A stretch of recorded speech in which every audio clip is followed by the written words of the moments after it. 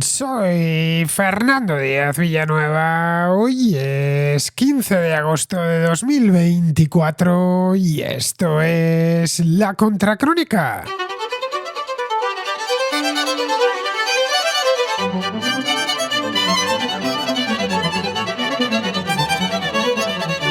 La ofensiva ucraniana sobre la región de Kursk, que veíamos aquí esta misma semana, ha obligado a actuar al Kremlin y a hacerlo además inmediatamente porque los soldados ucranianos se han adentrado más de 30 kilómetros en territorio ruso.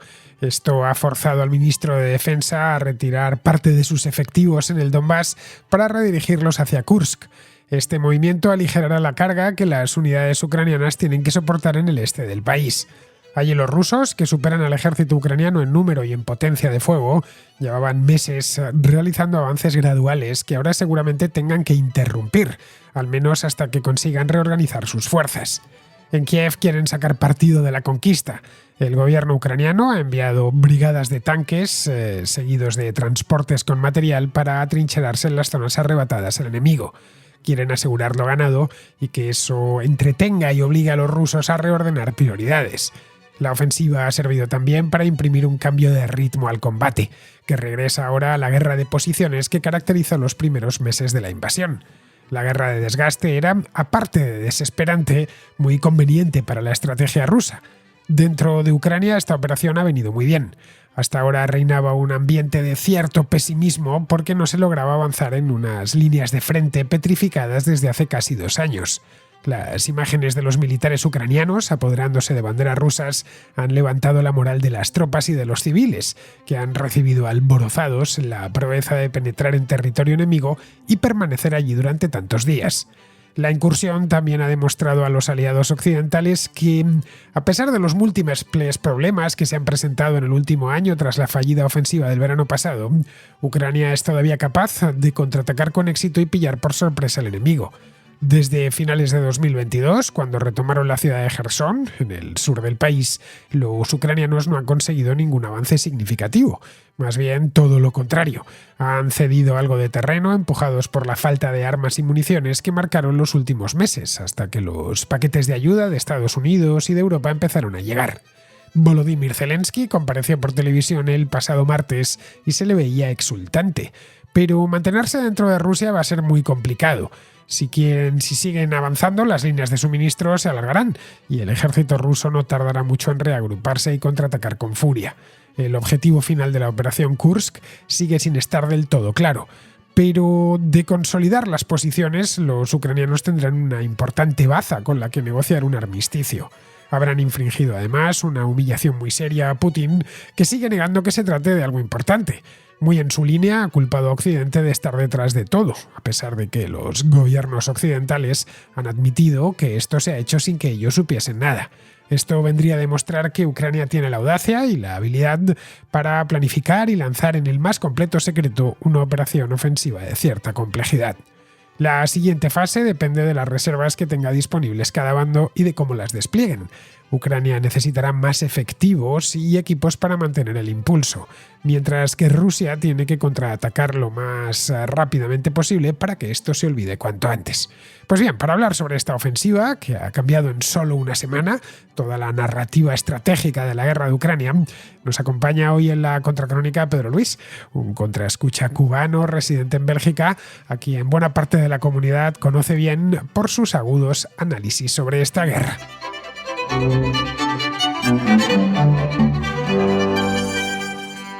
Como os decía, tengo al otro lado de la línea telefónica, o mejor dicho, tengo al otro lado del Google Meet a Pedro Luis. A Pedro Luis le conocéis, los habituales seguro, porque entra muy a menudo en la sección final del programa, en la contrarréplica. Pedro Luis es de estos fichajes que voy haciendo entre la audiencia, gente realmente brillante, que bueno, domina bien un tema, al final, que si un día, que si otro, me envía notas de voz y descubro que lo que tengo al otro lado es lo más parecido a un gran analista, cuando no directamente un gran analista. Pedro Luis no es el primero y no será el último contraescucha que pasa por aquí por la Contracrónica. Hace no mucho pasó José Molé, que estaba en Estados Unidos. Pedro Luis está aquí cerquita, al menos cerquita de donde estoy yo, está en Bélgica. Estamos a apenas 300 kilómetros en línea recta desde donde me encuentro yo en Inglaterra. Pero bueno, con el Mar del Norte o al menos el Canal de la Mancha de por medio. Así que nada, no hace falta que os presente a Pedro Luis porque a poco que seáis oyentes habituales, le conocéis bien, sabéis que hace unos análisis muy finos, muy elaborados sobre la guerra de Ucrania. Yo la verdad, cuando veo un mensaje suyo en el WhatsApp de la Contra, voy directo a por él porque sé que me va a dar información de primera categoría y sobre todo análisis muy bien hecho. Pues nada, ya te he tirado unas cuantas flores, Pedro Luis, muy buenas y bienvenido a la Contracrónica.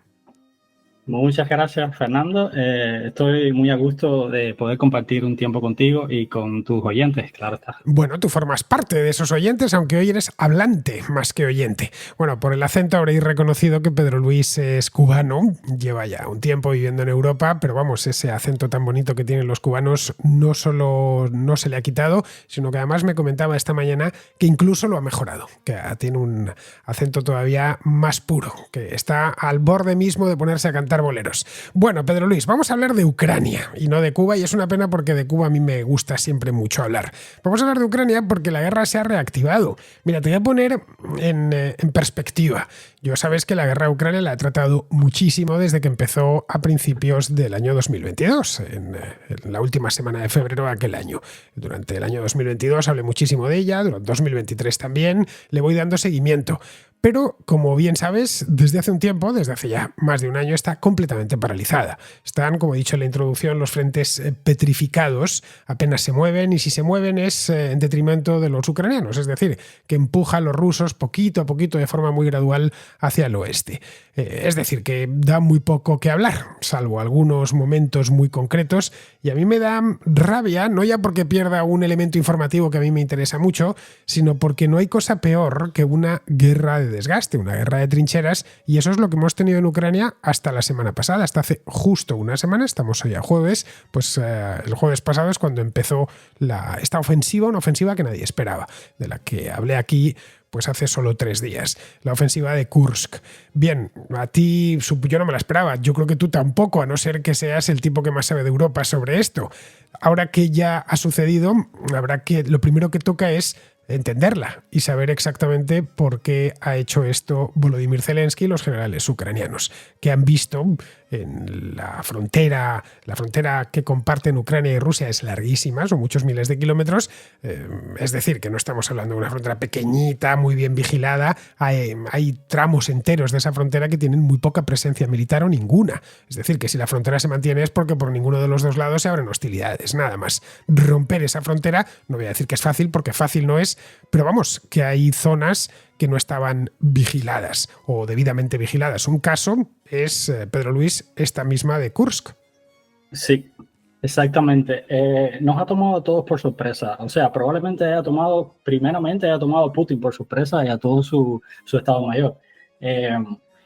Ha sido, en mi opinión, mi humilde opinión y la de algunos analistas, ha sido una operación que ha sido cuidadosamente planificada. La realidad es que también se cree que el principal objetivo de esta operación, que ha tomado a todos por sorpresa, como había dicho, es establecer una pequeña zona colchón entre la zona que rodea la ciudad de Sumy, que es un oblast, y el oblast de Kharkov, porque estaba siendo atacado por fuerzas rusas desde hace ya aproximadamente, se puede decir que 2 meses.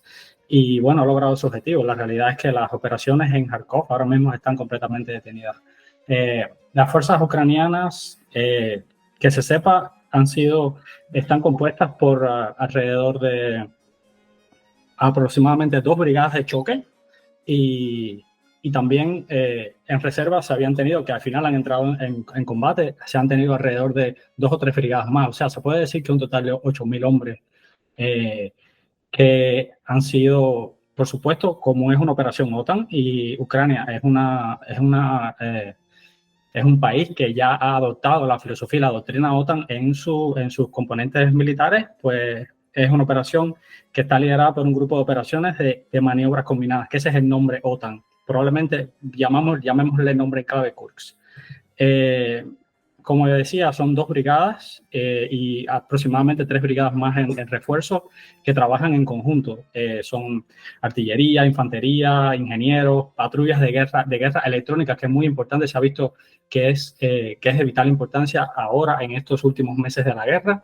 Y bueno, se han adentrado en territorio ruso aproximadamente 1.000 kilómetros, o eso se cree. En mi humilde opinión, pienso que es mucho menos. La realidad es que tenemos muy poca información ahora mismo de lo que está ocurriendo, cosa que ayuda muchísimo al Estado Mayor ucraniano, que, por ejemplo, en la pasada ofensiva tuvieron muchísimos problemas para ocultar el eje del avance que tenían, las tropas con las que iban a contar, y eso ayuda muchísimo a tu contrincante a preparar una defensa, sobre todo los rusos, que son, si podemos decir algo del ejército ruso, es que son especialistas en adaptarse a las condiciones de combate cambiantes y al mismo tiempo establecer zonas de defensa muy, muy amplias y muy, muy buenas. Esto vendría, Pedro Luis, a confirmar aquello de Sun Tzu, o sea, la vieja máxima de que el arte de la guerra es el arte del engaño. Nos han engañado a todos, sí, porque nadie esperaba una ofensiva en territorio ruso, y menos por ese lugar. Y podemos incluso decir que las fuerzas ucranianas han puesto en práctica 2 veces en esta guerra, sobre todo ahora mismo se ha visto el manifiesto claramente, otro de los principios de Sun Tzu, que te dice que ataca a tu enemigo donde precisamente no se defiende. En estas palabras, en el eje de avance que se ha abierto ahora mismo en el territorio ruso, estamos hablando de una ofensiva en toda regla, no es una incursión como lo llaman los rusos, es claramente una ofensiva, porque hay fuerzas de artillería pesada involucradas, y eso solamente tú lo incluyes en un avance cuando tú tienes el principal objetivo de establecerte en esa zona. La realidad es que en esa zona era donde el ejército ruso estaba más vulnerable. La principal defensa eran chicos que estaban cumpliendo el servicio militar. Te puedes imaginar, no sé, soldados de 18 o 20 años que incluso probablemente sean rusos europeos, que se les prometió en parte que iban a ir a una zona segura, iban a ir a la retaguardia del frente, iban a ir a cumplir, no sé, misiones de vigilancia, misiones de logística, no iban a entrar en combate, y pues se han visto engullidos en esta ofensiva del ejército ucraniano. También se puede decir que habían otros tipos de tropas involucradas. Por ejemplo, estaban las tropas de Kadyrov, que estaban en el mismo oblast de Kursk protegiendo la ciudad. Y como curiosidad, quizá también puedo incluir que Kadyrov se jactaba de que sus tropas nunca realmente caían en prisioneras del enemigo. Siempre o peleaban hasta la muerte o simplemente se retiraban ordenadamente. Bueno, el ejército ucraniano ha soltado varios videos en Telegram mostrando las insignias capturadas a los oficiales y a los soldados de Kadyrov. O sea, significa que sí se han rendido. Pues estas tropas estaban en retaguardia protegiendo el oblast de Kursk. El Oblast de Kursk, que está justo encima del Oblast de Belgorod, que sí que ha participado en esta guerra en más de una ocasión, porque el de Belgorod está encima, justo a unos pocos kilómetros, hace frontera con Kharkov, que es una ciudad que los rusos estuvieron a punto de tomar en los primeros días de la guerra. Consiguieron los ucranianos alejarles de Kharkov a lo largo del verano de 2022, y desde entonces hay ahí un frente más o menos activo. Lo que no se esperaba era que fuesen a atacar más al norte. Cuando miras el mapa de Ucrania y de Rusia, lo primero que ves es unas dimensiones gigantescas, y lo segundo es que los ejércitos están muy concentrados en muy pocos sitios, que realmente huecos hay un montón de ellos, que la clave está en hacer una operación sin que te vean, es decir, desplazar tropas, lo que ha hecho ahora mismo Ucrania, algo que no esperaba nadie. De hecho, cuando decía lo del arte del engaño, una de las claves en la guerra es que no vean lo que vas a hacer. Y en esta ocasión sí que han tenido el secreto más absoluto. La pregunta, no sé qué te parecerá a ti, pero Putin, como bien sabes, ha dicho ya que están los occidentales por detrás, que si la OTAN, que si esto estaba al tanto Biden y compañía. Bien, los gobiernos occidentales han dicho que no tenían ni idea de lo que había pasado. La verdad es que yo no lo sé, si lo sabían, no lo sabían. Lo que sí ha sucedido es que cuando ha pasado, cuando lo tenemos encima, no han dicho nada. Les ha parecido bien. Han dicho que bueno, que bien, es una guerra y que unos están atacando en Kharkov y los otros están plenamente autorizados a atacar por otro lado, aunque sea en territorio ruso. Aquí la narrativa ha cambiado mucho, la narrativa normativa occidental. Hace 2 años, en el verano de 2022, esto hubiera sido impensable, que los ucranianos atacasen territorio ruso. Yo todavía estoy recordando, y ahí están las contracrónicas que hice, cuando empezaron los primeros ataques, no ofensivas ni nada por el estilo, ataques con drones sobre territorio ruso, que eran, se puso todo el mundo de los nervios, pensando que eso iba a desatar la Tercera Guerra Mundial. Bien, hemos visto que a esos ataques con drones en Belgorod le siguieron ataques con drones un poquitín más arriba, hasta llegar a San Petersburgo. Y ahora mismo una ofensiva en toda regla, con carros de combate, con artillería pesada, y aquí no pasa nada. Este hombre, Vladimir Putin, mucho amenazar, voy a desatar el Armagedón, y aquí no se desata nada. Yo no sé si es que no puede o que simplemente, bueno, que parece que está loco pero no lo está del todo. Es decir, que actúa como esos abusones en el colegio, que funcionan más sobre la amenaza que sobre la realidad. Y en el momento en el que dejas de creértelos, pierden todo su poder. Exactamente. Bueno, ¿de qué puedo decirte acerca del desconocimiento de las potencias occidentales? Realmente datos no tenemos, pero de una cosa sí puedo estar seguro, y es que el Estado Mayor norteamericano probablemente haya tenido conocimiento de los planes ucranianos, pero, o sea, la realidad es que no podemos realmente asegurarlo. Y en cuanto a las líneas rojas que Kremlin traza, la realidad es que realmente es muy complicado. Es muy complicado porque podemos ponerlo en perspectiva. Una de las mayores bases que hace a Rusia una superpotencia mundial es el extenso armamento nuclear que posee, que no solo posee armamento nuclear estratégico, o sea, armas de destrucción masiva, sino también posee bombas nucleares tácticas, lo que significa que, bueno, dado el caso, pueden llegar a usarlas. Bueno, la realidad es que este frente, esta guerra en general se caracteriza por su extensión y porque es una guerra moderna. Ya no estamos hablando de las cantidades que se manejaban en la Segunda Guerra Mundial, en la Primera Guerra Mundial. ¿Qué significa esto? Si vas a utilizar un arma nuclear táctica, que es tu único recurso, si por ejemplo ves invadido tu territorio, como ha dicho Rusia, que puede invocar un artículo que tiene en su constitución que permite el uso de armamento nuclear en caso de invasión de su territorio nacional. Bueno, si vas a atacar con armamento nuclear táctico una de las posiciones de los soldados ucranianos, vamos a decir que vas a quizá bombardear una zona de unos 50 kilómetros con una bomba nuclear táctica. ¿Cuántos soldados ucranianos puedes llegar a aniquilar? Y arriesgándote a una escalada sin precedentes a nivel mundial. Bueno, podrías matar, no sé, varios centenares de soldados ucranianos. Realmente no cambiaría nada en el panorama de esta guerra, ¿no? Y con respecto a la posición de las potencias occidentales, podemos añadir, por ejemplo, me imagino que todavía estén en una visita oficial, estuvieron en Ucrania 2 grandes delegados, 2 senadores norteamericanos, uno de ellos republicano, el otro demócrata. Cuando le han preguntado a uno de ellos sobre esta ofensiva en Kursk, creo que lo único que ha añadido esa persona ha sido: esto ha sido brillante, esto ha sido realmente digno de ver y debemos apoyar a Ucrania, debemos darle todo lo que necesita a Ucrania y pues que Putin no puede ganar esta guerra.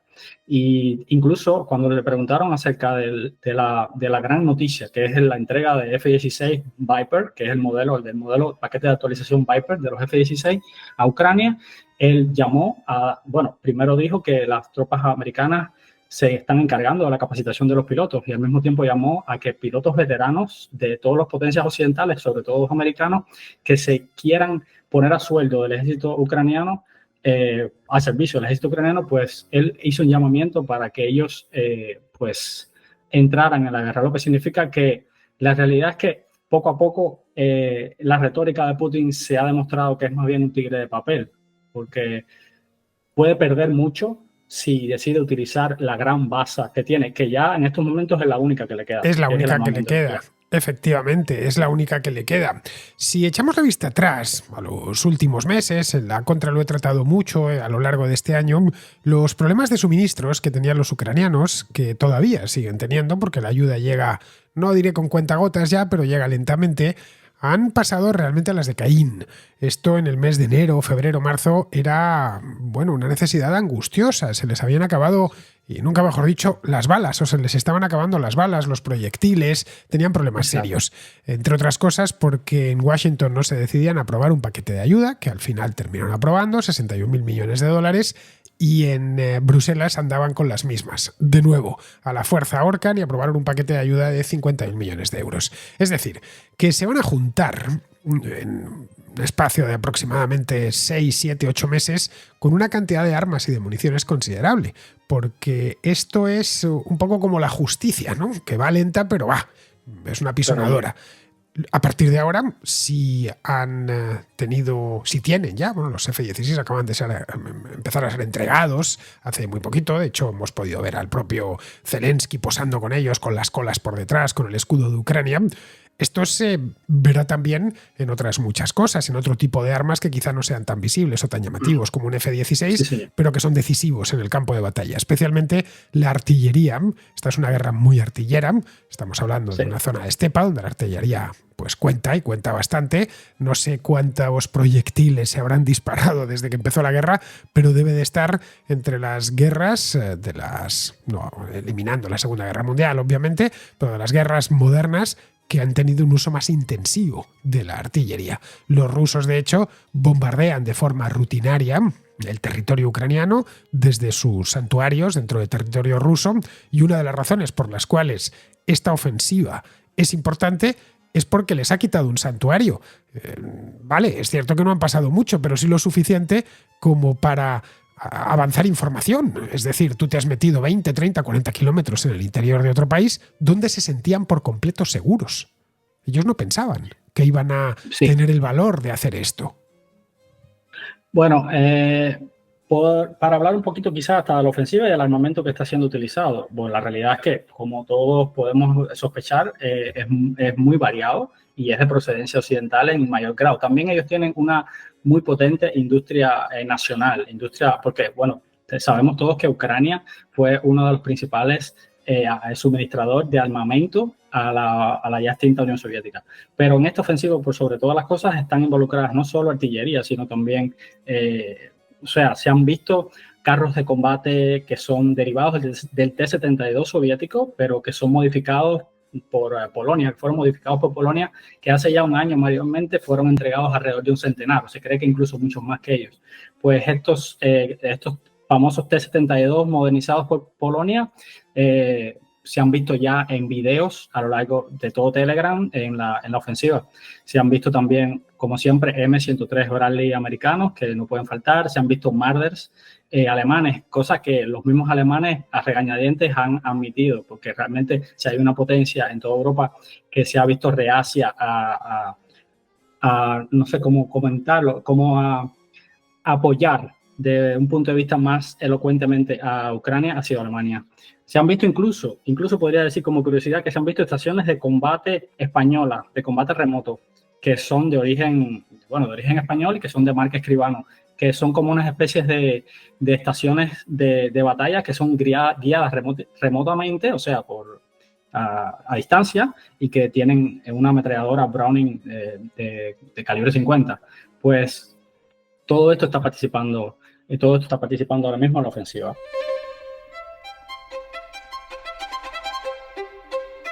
Los rusos, en cambio, lo que tienen es armamento norcoreano, armamento iraní y el propio. Y ahí no les ha fallado los suministros en ningún momento. Es decir, que Rusia no es ese ejército invencible que pensaban muchos en el año 2022, pero sigue siendo un ejército temible con unas reservas no infinitas ni inagotables, pero sí con unas reservas considerables. Desde luego, reservas humanas tiene más que Ucrania porque es un país más grande, le triplica en población y además la sacrifica con más facilidad. Podríamos quizá hablar un poquito sobre el ejército ruso, que curiosamente es algo que mucho de la población en general mundial desconoce sobre cómo funciona realmente el ejército ruso. Bueno, todos somos europeos y podemos estar a favor o en contra, pero la realidad es que si hay una cosa que ha demostrado el ejército ruso a lo largo de su historia es su capacidad de adaptación. Y por sobre todas las cosas, aparte de su capacidad de adaptación, cuenta con arsenales que son enormes, arsenales muy, muy grandes que fueron parte de la extinta Unión Soviética y que ahora mismo la heredera natural es la Rusia federal. Por tanto, tiene armamento ofensivo en grandes cantidades, tiene muchísimos BTR que se habla que ahora mismo, incluso después de alrededor de 3 años de guerra, todavía el 80% de su flota está disponible. Tienen incontables reservas de tanques de todo tipo también, podemos hablar, son tanques que han visto combate y tanques que no los han visto, pero que son tanques ya bastante antiguos. ¿Qué pasa? Que cuando tú tienes un tanque antiguo y tienes la capacidad, por ejemplo, de proveerle de un sistema de óptica más moderno, tienes la posibilidad, por ejemplo, de proveerle de calentadores de combustible que son también un poco más modernos, que son necesarios porque los tanques rusos son de diésel y por tanto, pues, y tienen un problema a la hora a la hora de calentarse su combustible. Pues eso puede aumentar su vida útil y puede simplemente mandarlos a la batalla. Y bueno, se han visto tanques T-64 que tienen alrededor de 60 años de antigüedad. Se han visto incluso tanques T-55, cosas, vaya, increíbles, que son tanques posteriores a la Segunda Guerra Mundial. Bueno, en los tanques soviéticos, Pedro Luis, hay una cosa que la gente dice, pero bueno, ¿cómo sabes de qué época es? Pues muy fácil, pues lo llevan el número, T-34 del año 34, T-55 del año 55, T-67 del año 67. Sí, cuando digáis un T y veáis un T y un número detrás, ese es el año que entró en servicio, o por lo menos el año que lo anunciaron. Ya sabes, si hay un T-55 es que tienes un tanque con, pues eso, 70 años a sus espaldas, al menos su diseño, lo tienes en el campo de batalla y ya es cuando menos llamativo. Sí. Quería también agregar, si me lo permite, la realidad es que muchas personas no tienen conciencia de que Rusia se ha preparado para este momento desde hace muchísimos años. Se podría decir, incluso arriesgándome a pronosticarlo, se podría decir que se está preparando incluso de antes de la operación de anexión de Crimea. Ellos han esperado su momento, seguros de la capacidad que tenían, y cuando vieron la debilidad que ostentaba Occidente, podemos decir, con la presidencia de Biden, con los problemas de polarización que tiene la mayor potencia occidental del momento, pues han visto su cruce del río. Su ventana de oportunidad. Su ventana de oportunidad. Y entonces han aprovechado.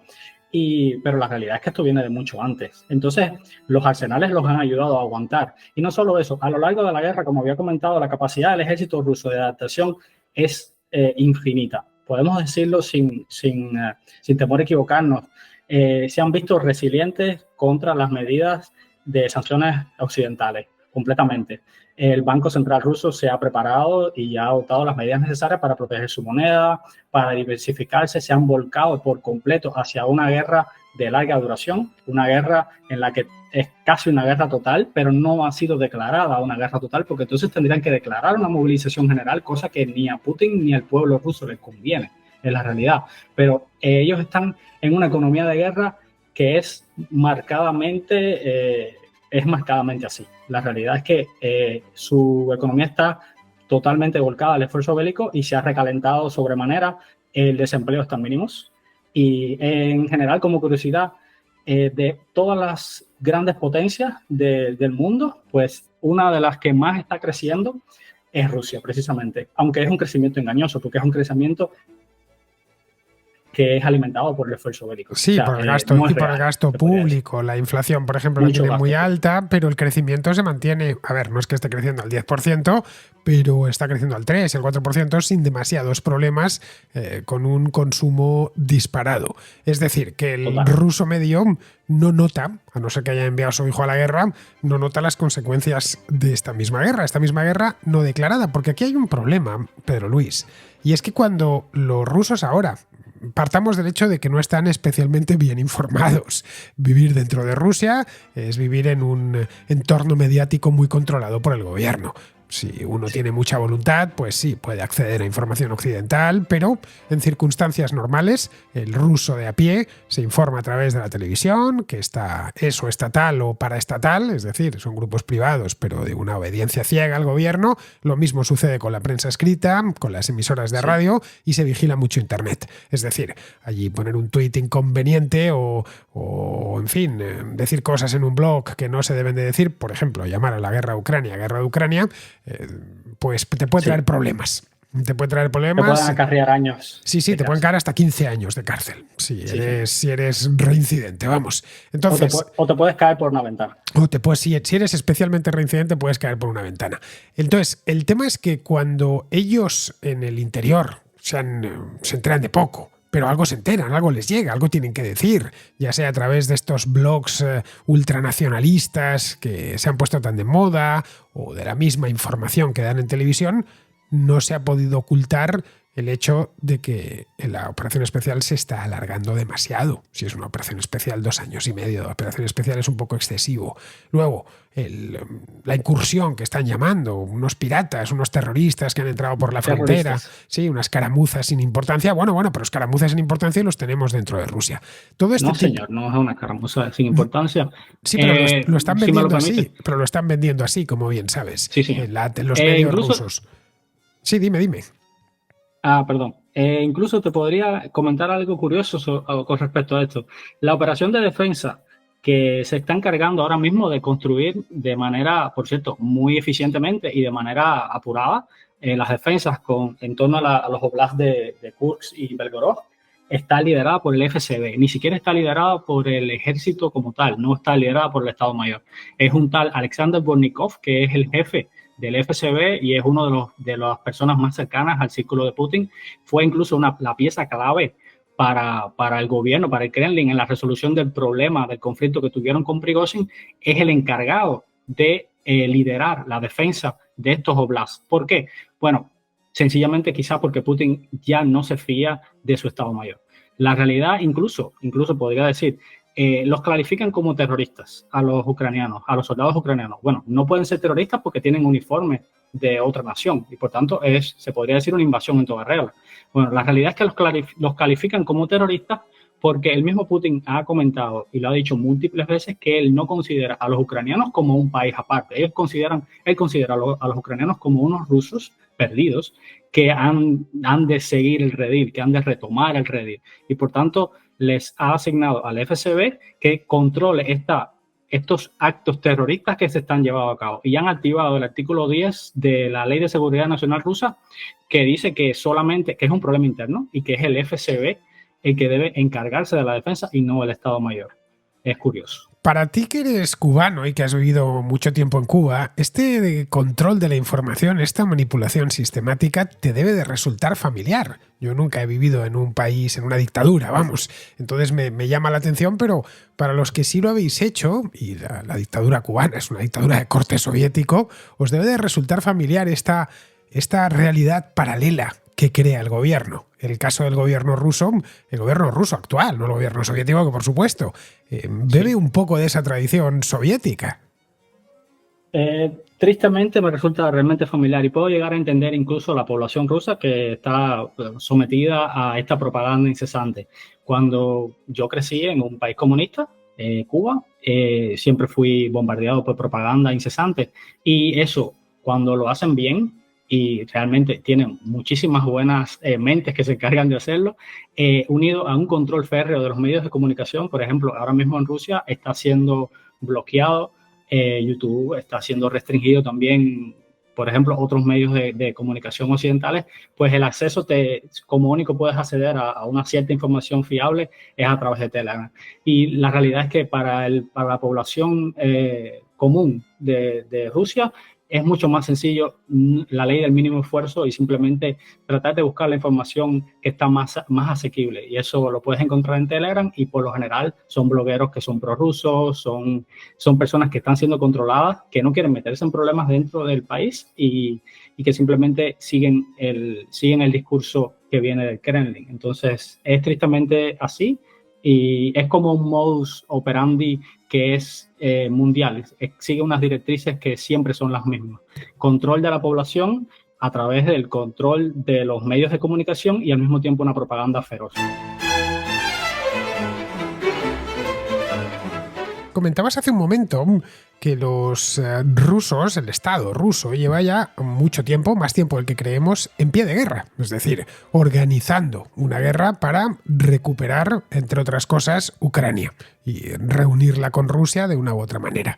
Bien, pero es que esto no se puede conseguir si antes no has creado una mentalidad, creado un estado de opinión favorable. Es decir, que Vladimir Putin y su gobierno y su régimen, mucho antes de modelar la sociedad rusa para que aguantase una guerra prolongada, tuvo que modelar las mentalidades. Y eso habría que retrotraerse a hace 20, 25 años. Porque esto otro país no lo aguantaría. Sí, la realidad es que el pueblo ruso, tristemente, se puede decir que nunca ha conocido una libertad plena, un sistema realmente democrático, pleno o al menos funcional.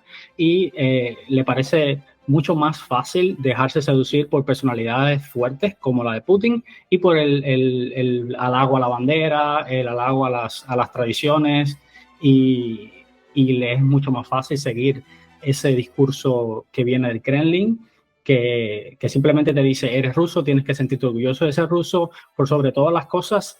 No es Ucrania la que te ataca, la realidad es que es un gobierno títere de Occidente, la realidad es que es la OTAN, la Organización del Atlántico Norte, la que está atacando y amenazando el territorio ruso. Ahora mismo incluso podría decir, a modo de curiosidad, en un discurso Putin ha hablado acerca de las negociaciones que supuestamente se iban a llevar a cabo o se pensaba que se podrían llevar a cabo.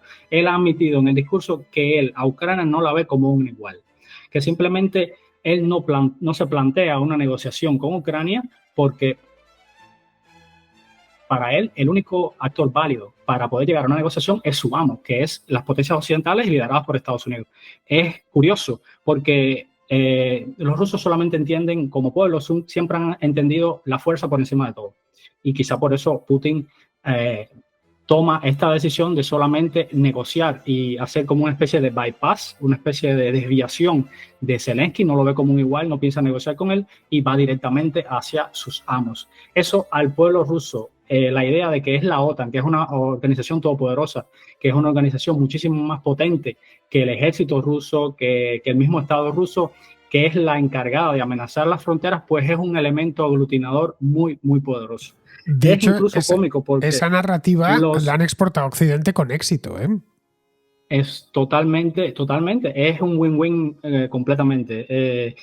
Incluso se puede decir, a modo de curiosidad, que cuando él ha admitido que no tiene planificado o que está completamente en una pausa indeterminada las negociaciones para el término de la guerra, él dice que es imposible negociar o llegar a acuerdos con un gobierno o con gente que ataca a población civil rusa y que incluso puede llegar a amenazar las redes eléctricas y nucleares de la federación. Cosa realmente cómica porque es que no ha hecho otra cosa que atacar las infraestructuras civiles y sembrar el terror dentro del territorio ucraniano todo el tiempo. Eso es muy de régimen comunista, ¿eh? Acusar al enemigo de lo que perpetra. Sí, típico. No hay que olvidar de dónde viene Vladimir Putin, que esto es algo que muchos ignoran. Es curioso ver cómo en Occidente, esto sucede en todos los países y también en la América hispana, como gente que se considera de derechas tiene a Putin como un gran estadista y un referente, ignorando que pertenecía al Partido Comunista y que era un coronel de la KGB, caray, que es seguramente lo que hace no tantos años despreciaban y rechazaban de plano. Es decir, que aquí se ha operado ha sido una cosa muy extraña lo que ha sucedido en Occidente en los últimos años con el tema este ruso y en buena medida es por lo buenos que son haciendo propaganda. Pero volviendo, esto da para otro programa, volviendo con el tema este de la incursión en Kursk, lo que tenemos ahora mismo, vamos a los hechos, tenemos a un número indeterminado de ucranianos, de militares ucranianos. Has comentado que serían unos 8.000, pero no tenemos la verdad ni idea de cuántos hay. Podría haber 10, o podría haber 20.000, o podría haber 3.500 y resulta que son unos tipos, unos soldados extraordinarios estos, no lo sabemos. Bueno, pero lo que sí sabemos es que tienen control de una porción pequeña, muy pequeña, del Oblast de Kursk. Esto es un hecho, esto es indiscutible, es irrebatible porque está ahí. A partir de aquí pueden volver por donde han venido y dejar esto como un aviso, al decirle a Moscú, esto es lo que podemos hacer y hoy os hemos abierto una brecha en esta parte de la frontera, pero podemos hacerla en cualquier otra parte. Así que más os vale aligerar la carga en el Donbass, donde estáis avanzando poco a poco. La otra es quedarse allí. De hecho, comentaba en la introducción que ya han visto cómo mandaban camiones con troncos para ir fortificándose en ciertas zonas. Ponerse ahí, resistir, lo que contaba yo aquí el otro día, y que eso les sirva, aunque sea un espacio muy pequeño, porque no es ni mucho menos la mitad, no creo que llegue ni a un 5% del Oblast de Kursk, pero que no deja de ser territorio ruso y que lo utilicen para negociar un posible armisticio. Lo otro, que sea un ataque preventivo, es decir, me estás atacando desde el norte y está en juego la ciudad de Kharkov. La ciudad de Kharkov hoy está siendo atacada desde el norte y desde el este, pero en el caso de que rompiesen las líneas, abriesen una brecha por la zona esta misma, la de Sumy que comentabas antes, lo embolsarían la ciudad de Kharkov y no tardaría mucho en caer. Es decir, ¿qué es lo que van a hacer con esto? Porque creo que nadie lo tiene muy claro, salvo ellos, evidentemente, o quizá ni siquiera ellos. Van a improvisar un poco sobre la marcha a partir de aquí en función de cómo vayan las cosas, porque hay que tener en cuenta que los rusos no se van a quedar de brazos cruzados, no se han quedado de brazos cruzados, están ya enviando equipos y personal para retomar aquello. Sí. Ellos están ahora mismo digiriendo el golpe que los ha tomado completamente por sorpresa. Bueno, ¿qué puedo decir acerca del territorio ucraniano? Bueno, la realidad es que muchas de las informaciones que circundan las redes dicen que los ucranianos están ocupando alrededor de 1.000 kilómetros cuadrados de territorio ruso. Bueno, ¿qué es una ocupación en general? Bueno, la realidad es que tú tengas presencia activa, que se han visto tropas tuyas alrededor de 1.000 kilómetros cuadrados de territorio ruso, no precisamente significa que tú controlas ese territorio.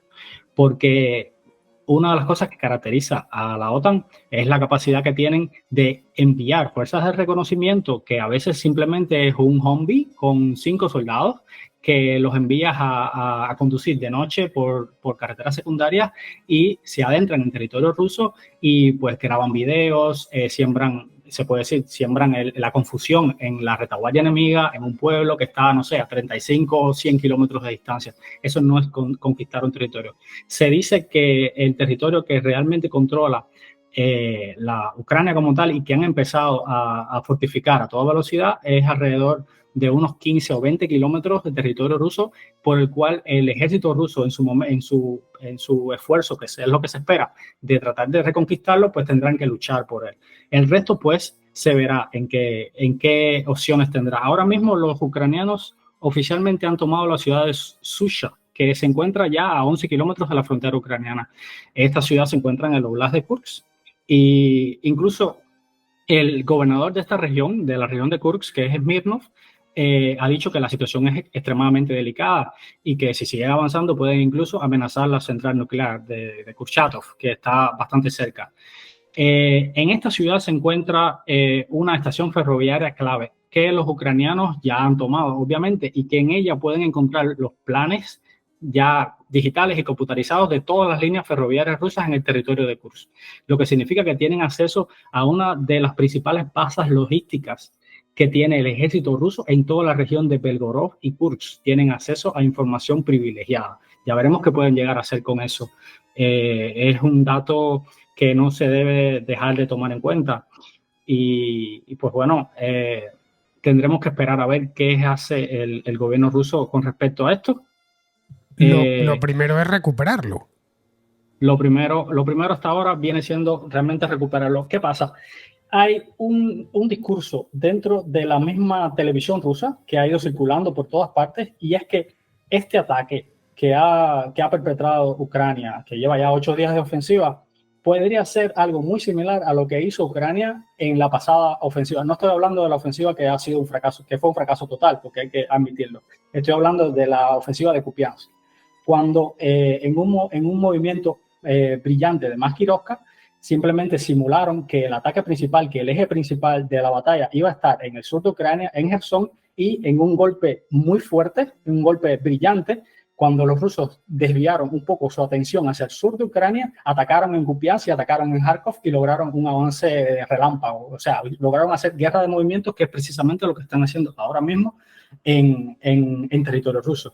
Pues, ¿cuál es la idea que ellos tienen? Pues la televisión rusa dice que esto es solo el preludio de un ataque de diversión que se empezó ahora en territorio ruso, pero que la realidad es que están esperando a que se desvíen tropas que ya se han desviado o se cree que se han desviado alrededor de 3 brigadas.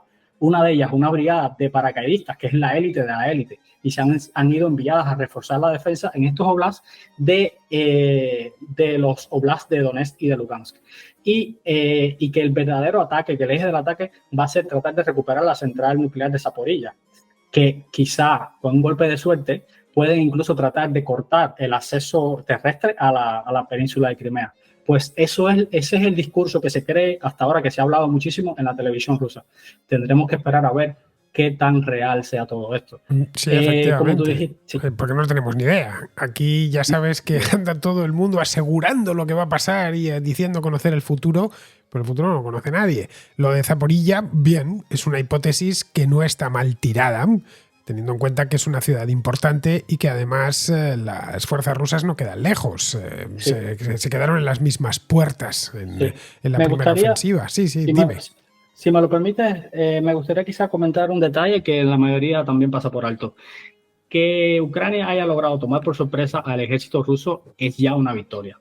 Que haya logrado incluso ocupar territorio, establecer una zona colchón entre las ciudades de Sumy, que es un importante nudo logístico y del ejército ucraniano, y Kharkov es ya una gran victoria.